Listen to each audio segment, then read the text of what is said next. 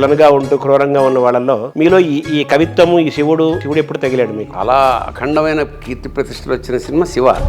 అది కూడా మీ శివానే, శివుడే. నెగిటివ్ క్యారెక్టర్స్ ఇష్టం, డ్యూయల్ పర్సనాలిటీస్, అంటే బయటికి చాలా ఉత్తముడుగా ఉండి దుర్మార్గుడిగా ఉన్నట్టు. ఈ మధ్య ఒక పుస్తకం విన్నాను, మామూలుగా రామచిలకలు ఉంటాయి కానీ శివచిలకలు ఏంటి అసలు? అది ఎంత ధైర్యం మీకు? రామచిలక అంటే రాముడికి సంబంధించిన చిలక అని కాదు, అందమైన చిలక అని మాత్రమే. శివచిలక అని ఎందుకు అనకూడదు? నాలోన శివుడు గలడు, నీలోన శివుడు గలడు. ఓ శివచిలక, ఇది రాగం. మళ్ళా విన్నా ఓ శివచిలక. ఎర్రిబాగులు వాడు ఎర్రిబాగులోడు కాదు, మన ఎర్రిని బాగు చేసేవాడు. మరి చెట్టు కింద ఎర్రిబాగులోడు బోధలు చేస్తాడంట ఓ శివచిలక. మళ్ళీ రామచిలక చూపించి మళ్ళీ వైష్ణవం, రెండు ఒకటే అనడానికి. శివుడే కేశవుడు, కేశవుడే శివుడు, శివుడే కేశవుడు, కేశవుడే శివుడు, రెండు ఒకటేనంట ఓ శివచిలక, ఒకటే రెండునంట. ఇప్పుడు నాలోన శివుడు గలడు, నీలోన శివుడు గలడు, నాలోన గల ఇవన్నీ బై ప్రొడక్ట్సే. ఎప్పుడైతే ఈ ఆటగదరా శివ ఆరంభమైందో, ఆటగదరా నీకు అమృతాభిషేకము, ఆటగదరా నీకు బూది పూత. ఇంకా అక్కడి నుంచి నాకేమిటంటే నాలో ఒక 99 ఒక ఉజ్వలమైన పొంగు అనమాట. వేణుగోపాల స్వామి ఆలయం ఉంది సార్, మీరు సుప్రభాతం రాయాలి.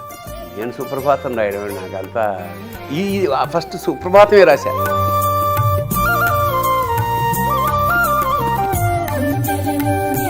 శ్రీ వేణుగోపాల భూపాల రాగాలు మోయించి మమ్ములను మేల్కొల్పరా. సుప్రభాతం అంటే ఆయన లేపడం కాదు. శివుడి పట్ల మీకు అత్యంతమైన విశ్వాసం ఏ దశలో కలిగింది బాగా? నేను మా తమ్ముడు ప్రకాశం అని అమరావతి స్వామిని చూస్తున్నాం, అభిషేకం అయిపోయింది. ఏదైనా ఆటగదరా శివ అనరాదా? ఆటగదరా నీకు కోయ కన్ను, ఆటగదరా శివ. మృదంగిష్టు వచ్చి ఒకైనా విభూతి పూసుకుని పట్టు పీతాంబరంలా ఉంది, మంచి బాగున్నాడు. డోలు పట్టుకొచ్చాడు ఆయన. తర్వాత మీకు వాళ్ళు కూడా మాట ఇచ్చారు కదా, మీకు ఆ దేవాలయంలో అద్భుతమైన భోజనం పెట్టిస్తారు. ఇదంతా మరి శివుడు జీవితంలోకి ఎంటర్ అయ్యాడు. అంటే మీ కెరీర్లో ఉద్దాన పతనాలు, తర్వాత ఆనందాలు, దుఃఖాలు, మనం సాధించిన గర్వాలు, సాధించలేదనే ఒక లోపల ఒక వెలితి, వీటన్నిటి మధ్య మీరు కొట్టుమిట్టాడుతూ ఉంటారు కదా, అది నిరంతర ప్రక్రియ. అది శివ ఆరాధన ద్వారా శివుడు భక్తి పెరిగిన తర్వాత మీ జీవితంలో కెరీర్లో ఏమన్నా ఐశ్వర్యం చేరిందా మీకు? బీకామ్లో 3rd క్లాస్, చాలా చిన్న ఉద్యోగాలే చేసుకుంటూ వచ్చాను. జోటి భారతి మానవం, జోటి భారతి ఆర్భటిన్ మెరయు మీ జొజ్జంబుగా నేను, నా చీర ధాటి చము కోటి ఘోటక గట్టిగా పురగుటి కుట్టాక సంఘట్టన.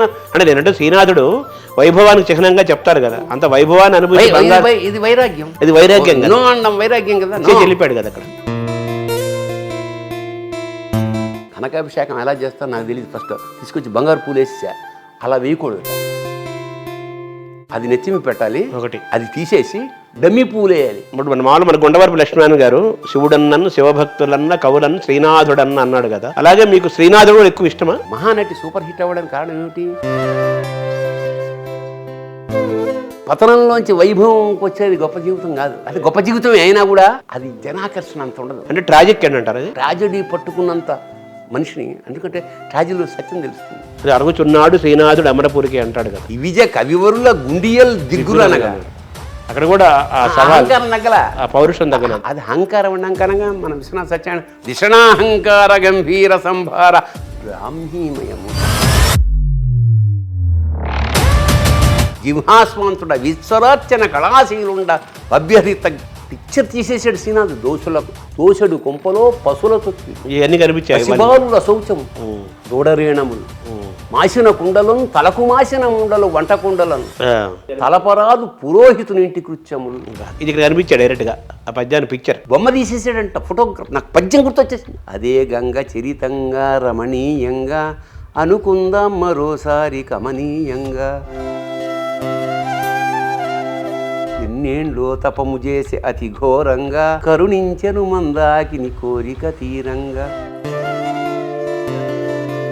కన్నెగంగ బుగ్గ మీద సిగ్గులు వలకంగా ఊరకంట చూచెను చిరు చెమటలు పోయంగా. ఇప్పుడు తిరుపతి వెంకట కవులు, కొప్పరపు కవులు జంట కవులుగా చాలా ప్రసిద్ధులు తెలుగు సాహిత్యంలో. అవధానాలకి వాళ్ళు రాజ్యులు మనకు మొత్తం తెలుగు వారికి, తెలుగు భాషకి. అందులో జంట కవుల్లో తిరుపతి వెంకట కవుల్లో రెండో వారైన దివాకర్ తిరుపతి శాస్త్రి గారికి మీకు బంధుత్వం ఉందా? ఎలా సార్ ఆ బంధుత్వం? వాళ్ళ తమ్ముడి కూతురు మా బామ్మ. దివాకర్ల వెంకటావధాని గారు మా నాన్నగారికి మేనమామ. నేను చాలా కాలం వాళ్ళ ఇంటికి వెళ్తుండేవాడిని దివాకర్ల వారు. అట్లా తర్వాత మామూలుగా మీరు ఎప్పుడు కూడా మీకు ఒక వేదన ఉంది. ఎప్పుడు ఏమంటారంటే మనకు తెలుగు సినిమా ఏం తక్కువ సినిమా కాదు. మన నటుల పరంగా కానీ, దర్శకులు కానీ, కథకులు కానీ, గాయకులు కానీ, సంగీత దర్శకులు, గొప్ప కళాకారులకు ఉన్న సినిమా ఇది. మన సినిమాకి ఎందుకు ఆస్కార్ అవార్డు రావట్లేదు? ఇండియన్ సినిమాకి ఎందుకు ఆస్కార్ అవార్డు రాలేదు? అదే పాటకు వచ్చింది, ఇప్పుడు మాటకి ఆటకి మొత్తం టోటల్గా సినిమాకి రావాలనేది మీకు ఒక విధి కదా. అందుకే మిథునం. ఈ మిథునం ఆస్కార్ దాకా వెళ్ళిందా? ఎలా జరిగింది సార్? ఈ తపన నాకు ఎప్పటి నుంచో ఉంది. ఈ సినిమా తప్ప తెలుగు సినిమా ప్రస్తావన ఎప్పుడు వచ్చేది కాదు మనకి. కుంటముక్కలు జానకి రామశర్మ గారు ఎవరంటే కొప్పరపు కోలికి పరమ వీర అభిమాని. అవును, ఆయన అట్లాగా ఆయన కొప్పరపు సోదర కోలి సభల్లో వెళ్ళి ఎక్కడ సభ జరిగితే బియ్యంకుడే, ఇది నాకు తెలియదు. తర్వాత మిథునం తర్వాత మీకు అవకాశాలు మీరు దర్శకుడికి వచ్చాయి, చాలా వచ్చాయి. దాదాపు ఒక 15 నుంచి దర్శకుడిగా అవకాశాలు వచ్చాయి. దర్శకుడిగానే వచ్చాయి, కానీ అందరూ అదే బడ్జెట్లో. ఇప్పుడు కూడా మళ్ళీ అదే పందాలో రూపాయి తీసుకోకుండా చేయడం అనవసరం అనిపించింది. అంటే దర్శకుడిగా మారిన తర్వాత మీకు నటులుగా అవకాశాలు తగ్గాయి ఉంటారు. ఆ ఏడాది పాటు నేనేమి చేయలేదు, అది మీరే చేయలేదు. నాకేం ముద్ర పడలా వీడు విలను అని.